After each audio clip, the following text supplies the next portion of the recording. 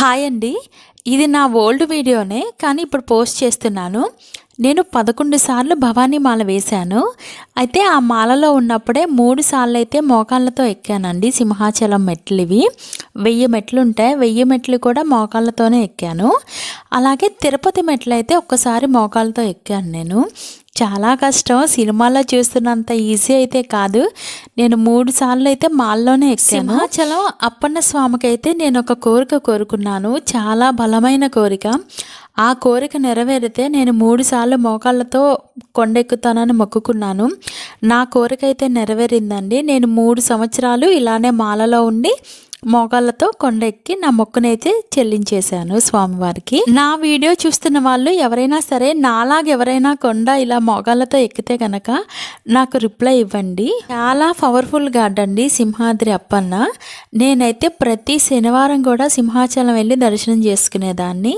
అలాగ ఒక 3-4 ఇయర్స్ అయితే ప్రతి శనివారం వెళ్ళేదాన్ని. నాకు అంత ఇష్టం ఆ స్వామివారంటే. సింహాచలం అప్పన్న బాబుది నిజరూప దర్శనం ఉంటుందండి. సంవత్సరంలో ఒక్కరోజు మాత్రమే ఉంటుంది. ఆ దర్శనం అయితే చాలా బాగుంటుంది. జీవితంలో ఒక్కసారైనా సరే ఆ దర్శనం అనేది చేసుకోవాలి. నేనైతే ఒక 3 సార్లు అయితే వెళ్ళాను. ఆ దర్శనం అయితే చేసుకున్నాను.